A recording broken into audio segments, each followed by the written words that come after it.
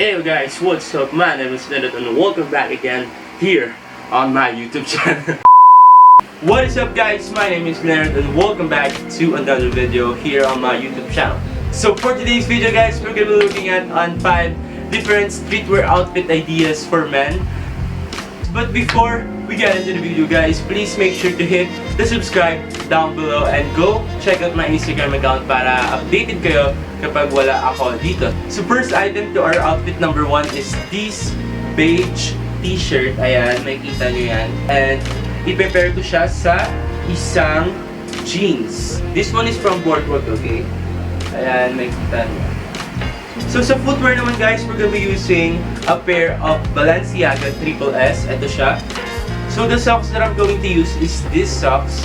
Ayan, black siya and then meron siyang smiling face. That's why I really love this socks. So sa look natin na to is very simple lang. Ayan, very casual streetwear look lang.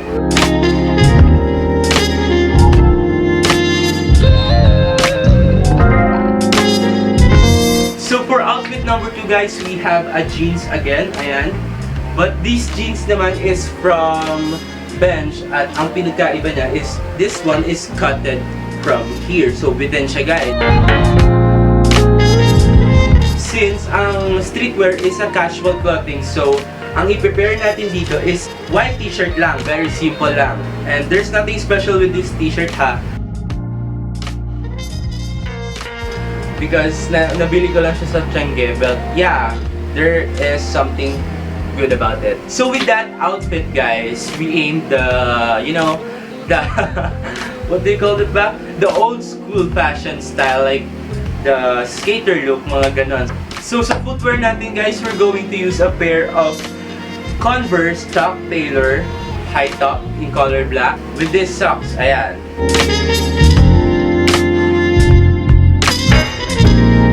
Very simple lang and old school looking style, mga fashion sa old school style, ayun nga. And also you can put some Adidas jacket like this jacket right here. Ayan, this one is from Adidas, ayan. So once na-add mo na yung jacket, mas lalo pang mabuboost or mag-i-stand out yung look ng outfit mo.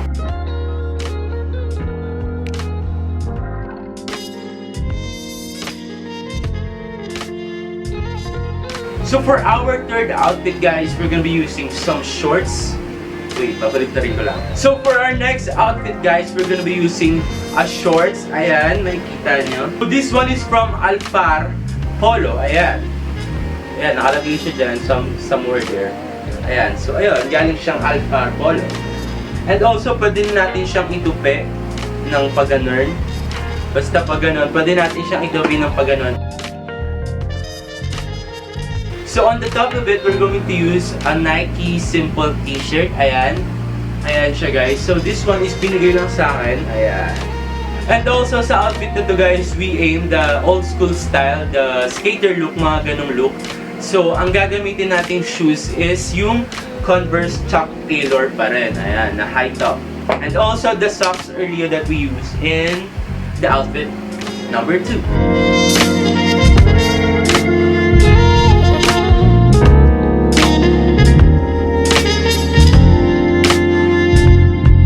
And now to add contrast into our look, we're going to add a windbreaker. I got this from thrift store. Ayan.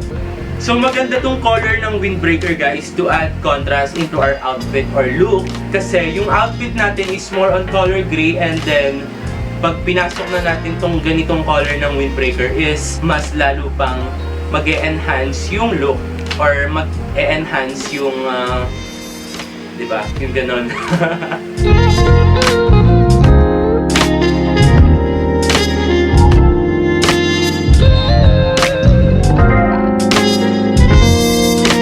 For our outfit number 4 guys, we're going to use a bootcut jeans. Ayan. So makikita nyo sa baba is bootcut talaga siya. So this one, I got this from Ukay Ukay. Ayan yung kanyang brand. So ang gagamitin ko sa top is a black t-shirt. Ayan, nakita nyo na. Ayan, wait lang, tinatawag ako. Well, this one is binigay lang din sa akin. And yan.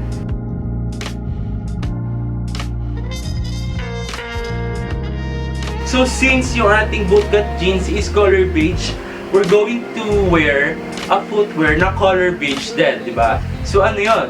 Ano pa nga ba? Eddie Balenciaga Triple S ulit. Ayan, so ayan siya guys, Balenciaga ulit, ayan. Ayan, Balenciaga, whatever you guys call it. Go!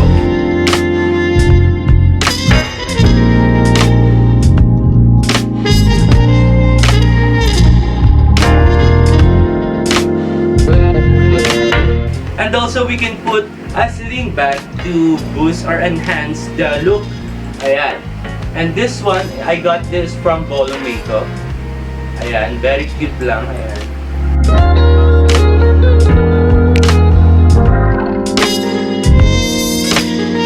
So in this look, we aim the vintage vibe, the 90s looking streetwear, mga ganun. Since yung streetwear naman is na-develop globally noong 1990s. I don't know if 1990s yun, pero if you guys know, please comment down below.